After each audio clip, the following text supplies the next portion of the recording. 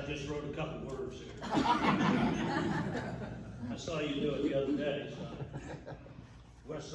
Wes told me he's the mayor of Kentucky. I said, mayor of Kentucky as well. The county, Montgomery County, Kentucky. And I said, okay, well, we have a Tennessee. We have commissioners up our way. He said, well, it's kind of the same. I'm the chairman.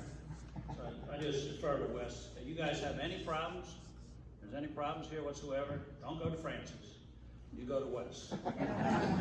He's got all the police. That's the reason he's got the police here protecting him. So, y'all hear me? Yes, sir. I don't know how I got here, I'll be honest with you, ladies and gentlemen. It was just yesterday, I was a little boy. I was sitting on a curb right next to my brother. There was a parade going by. And I was probably about 4 or 5 years old. And my older brother was sitting there also. And this group started coming by. And I said, who are these? Who are these people? I asked my older brother. And he said, they're veterans. And I said, they're pretty neat. You know, they got neat badges. They're neater than the Boy Scouts. Well, they're veterans. And the first group that was coming by were the remnants of World War I veterans. The next group that came by were World War II veterans. And then Korean veterans. And I was just fascinated. I said, maybe someday I'll be a veteran. Not knowing that my older brother that was telling me about veterans would spend 4 years in Vietnam, and I buried him at the National Cemetery. Myself, I would spend 7 years in military hospitals with the retirement of Capt. My younger brother, my mother would cry, also became a disabled veteran. 3 Christian brothers, all were proud to serve in uniform, United States Army. Never in our wildest dreams did any of us think we were going to be hurt. No one thinks you're going to walk out across the street and get hit by a car. No police officer starts his day thinking that he's going to walk up and ask for someone's driver's license and catch a bullet in the neck. Well, ladies and gentlemen, we do face a lot of challenges in our society. To make our society as great as it is, we have people that are willing to sacrifice. I remember uniquely going through paratrooper training, and it's called a stick when you're going through airborne. And my stick, there was a guy named Pershing, and he was a grandson of General Blackjack Pershing. And Blackjack Pershing started the Pyramid of Valor. We only had the Medal of Honor up until World War I. It was the only medal we had. We had whole units getting the Medal of Honor, but you got the Medal of Honor if you picked up the flag on the battlefield. And General Pershing thought there should be a Pyramid of Valor, and he started with the Medal of Honor, then there was the cross, the Distinguished Service Cross, and the Navy jumped up and said, wait a second, we'd like to have a cross too. We want to have the Navy Cross. So some people from World War I got both the Distinguished Service Cross and the Navy Cross, and they didn't give any of them back. They kept them both. So the Navy and Marines did the Navy Cross. In 1960, he had the Air Force Cross.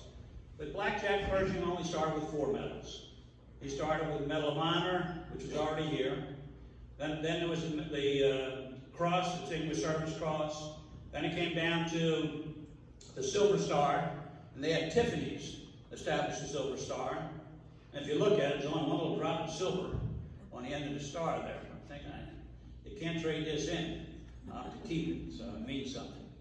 And the 4th medal was the Bronze Star at that time.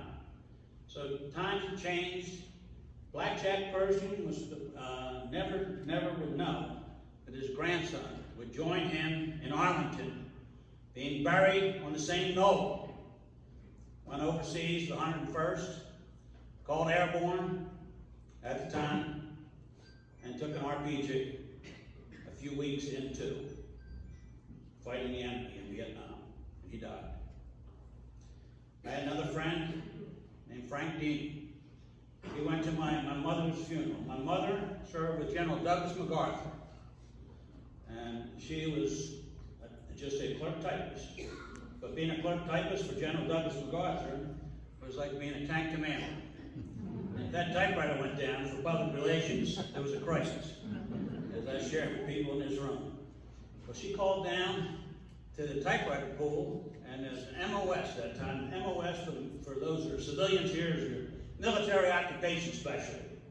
My father showed up, and he was this tall, lanky guy from Alabama, blonde hair, blue eyes, and my mother was spit. He was 6'5", my mother was 4'11" and a quarter. She couldn't help it. So thank God I ended up in the middle. So I was very, very fortunate, but there's one fellow from the 101st who was pallbearer for my mother. She died right before I went overseas. And we didn't have art. We didn't have a whole lot of programs. We didn't have a whole lot of leaders to tell us what we should get, what they should have. And my mother was poor. My father ended up leaving my mother. Unfortunately, he was suffering from possibly was post-traumatic stress disorder, or he could have called it combat fatigue, or whatever they wanted to call it. But he was a raging alcoholic also. And he left my mom. But my mom was a courageous woman. First thing that happened for a woman veteran who was poor, the state jumped in and said, the only reason you're poor is you have 4 children. We take these 4 children away, and you're not poor anymore. Easy math. My mother had courage. She raised those 4 children, never knowing that 3 of those children were going to end up being disabled veterans. Stress can kill you. Stress killed my mother. She walked up the steps, and she lost her footing on the top step, fell down the steps. By the time someone found her, people were putting religious medals on her, thinking that was going to bring her back. And I was at Fort Bragg, my brother was at Fort Bragg, and we flew home. We buried my mother, a veteran who needed the service of many people in this room. You could have given the services, but we didn't know back then. And we're evolving as a nation, and we're getting better as a nation in many areas, and we're getting weaker in some areas too. But let our strengths overcome our weaknesses. I can tell you that yesterday, POW MiA Day, but it's also September is Suicide Prevention Month. And do we realize there's almost 60,000 names on the wall for the Vietnam Veterans Memorial in Washington, D.C. And more than 60,000 Vietnam veterans committed suicide. Where are their names, ladies and gentlemen? Who is mourning them? It was a fight. It was a terrible fight for post-traumatic stress legislation. People fought us in the Congress. It was a fight for Agent Orange legislation. I'm proud of this area here. Most people, they want to see politicians, they want to elect politicians, but they don't want politicians to talk. And for Wes to get up here and say a few words and say he supports veterans, that's a moving thing. I've been to many events where they just put the politicians aside. And without warming up to those politicians, we cannot get legislation, important legislation, that's necessary for our senior mother and fathers, to our brothers, to our uncles, to our aunts, whatever it may be, or for ourselves. We need that. I would like to say, if you look out, Vietnam had 300,000 people that were wounded in action. 300,000.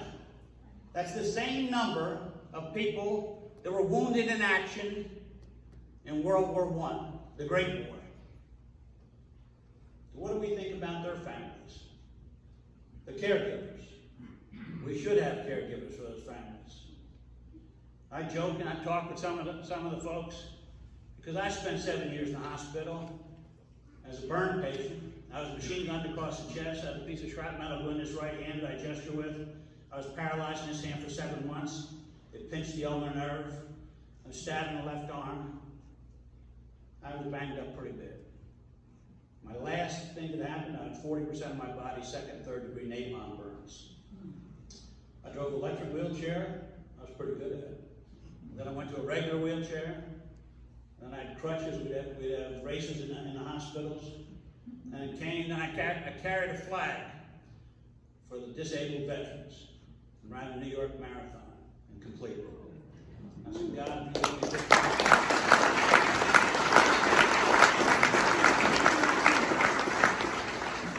if you let me finish this marathon, I will not hurt myself again. I could have jumped up here on the stage like Wes, but I am not about to chance hurting my leg, hurting my ankle, or hurting my anything. I'm keeping my promise to the good Lord. But let us think about the families of those caring for disabled. 300,000 men and women came back to America. What do we have for those families? We're starting to push the caregiver legislation the gentleman from ARC talked about. We're pushing it hard and pushing it strong. But unfortunately, we're still having suicides. Reported today on Good Morning America, on Today's Show, Fox News, whatever else. The Suicide Prevention Month. The Veterans Administration is reporting approximately 22 people a day. And people are coming on television saying it's more like 50 people a day. I don't know what the real number is, but I think one person taking their life because they're fragile, because of what they've seen in some type of horror, or what they've seen because they couldn't complete some type of training and they felt like they were a failure and they never even got to go to combat, or what they've seen as police officers. All these people are networked. As we look at the American flag, every thread in that American flag belongs to the major, belongs to the police officers, belongs to Wes, belongs to the gentleman who was our MC last night, belongs to the people in this room. Yes, we can talk about the stars, we can talk about the stripes. I talk about the threads, ladies and gentlemen. And the pastor knows what I'm talking about, as he talked about us last night in Jesus. And yes, the United States of America, we will take care of our own. We try and we try to bring back the POWs and MiAs. We keep going back and forth. Lady sitting next to me, her husband, or rather her father, 54 years ago, became a prisoner of war. And I can tell you the Central Identification Laboratory in Hawaii is still sending people to Vietnam, to Laos, to Cambodia, to look for POW MiAs. We as Americans do not forget. We do not leave people on the battlefield. And that started with Vietnam. Because in World War II, we couldn't bring people home. We had battlefields in France. And then after the battlefields, we took our dead and we had to bury them in France. And we buried people in the Punch Bowl in Hawaii. We buried soldiers and sailors and Marines in the Philippines. So once France, the president of France said he wanted the Americans to get off his soil. And he said, "You mean our dead also?" Our ambassador said that to him. The president of France hesitated and backed up a little bit. It's easy to criticize a nation that has done so much for the world. We've done a lot for the world, but we have to do more for ourselves. Because unless we take care of ourselves as a nation, then shame on us. When I hear that a police officer today, never in my wildest dreams, when I was sitting on that curb looking at soldiers, did I think police officers were going to be defunded in certain cities, are going to be shot at in certain cities, are going to be ambushed in certain cities. Certain areas in the United States have become war zones to these gentlemen and any ladies that may be police officers in this room. So they join our ranks, shedding blood to make a peaceful America. I'd like to end with a couple quotes. One quote is from General Washington. General Washington made a quote, and the quote was, if you want to raise a new army, and let's apply it to everything. Let's apply it to firemen and policemen, and apply it to everything. If you want to raise people to serve your community, then look at how you treated those that went before them. People are not signing up to be police officers. You know that, ladies and gentlemen? Police officers are retiring early, giving up benefits, because they want to protect their families. And that same experience, they're walking the path that the Vietnam veterans walked. 50 years ago, a half a century ago, the Vietnam veterans were considered somewhat the scourge of the earth because they prosecuted a war that they weren't old enough to vote for the politicians that started the war. Majority of the Vietnam veterans couldn't tell you about totalitarianism, communism, imperialism. We couldn't even spell it. Yeah, we're fighting. We're saying, well, it must be bad because people are like swimming from certain countries and going over walls to get away from communism. So what we're doing is good. What I did as a soldier, a young soldier in combat, my first sergeant came up to me and he said, son, he called me sir first, and then he basically was son afterwards. He said, I have 5 boys that are older than you. 5 boys. You better show me you have the right stuff. You call first sergeants in the Army, Capt. I said, Capt, give me a chance. Give me a chance to prove my stuff. If I don't have the right stuff, you have a chance to do what you want to. Unfortunately, politics overlapped into the Vietnam War. The 400 confirmed officers fragged. That meant someone threw a hand grenade on them and killed them, or shot them as they were leading, and some people may misinterpret it that they weren't leading properly. That's not the way to resolve things. But as a result, if you look up in Wikipedia, it'll tell you that there were 1,000 fraggings. So some guys weren't that good with their hand grenade throwing.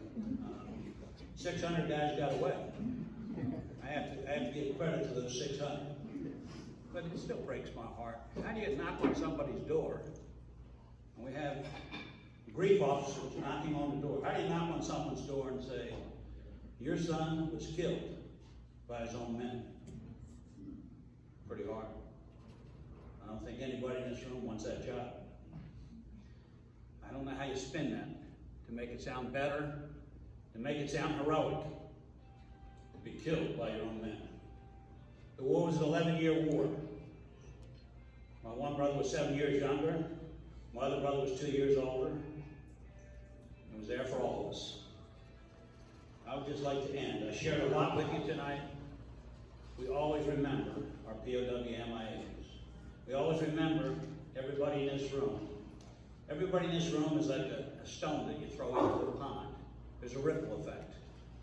Whether it's Francis, the gal who sang the Pledge of Allegiance, or the national anthem, whether it's a gentleman down here in his Air Force jacket, I see so proudly sitting there, whomever it may be, we each can touch 10 people easily. Reach out and touch 10 people and say, you know what today is? The officer in the Navy right here. I hope you're in the Navy, because I can't tell the difference between the Navy and the Coast Guard. You're both wearing white. But we can each, all the folks in this room can each reach out and we can talk about how to strengthen America, how to make America better. Americans aren't fighting to get out of America and swimming across continents. Everybody's trying to get here. There's got to be a way to do everything. But I will share with you a quote that applies to everybody in this room. Whether you're I always figured EMT, emergency management team or whatever was, I threw in there the police and the fire, and the EMT, I just thought everybody was an EMT, but everybody has a different role. So I want to incorporate all those folks as I incorporate them with the flag to Kennedy's quote, as well as the military. And Kennedy stole this quote somewhere, JFK, and I stole it from Kennedy.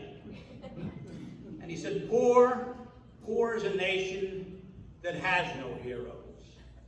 But beggared is a nation that has and forgets. And there's one new line to that quote that I added, and they're putting on a marker that touches 3 states, New Jersey, Pennsylvania, and New York. It's called the Delaware River Gap, Water Gap. And I said, wretched is a nation that has heroes and mistreats. And shall we never mistreat our neighbor, our brothers, our family, our Americans. God bless you. Thank you for having me here, Francis.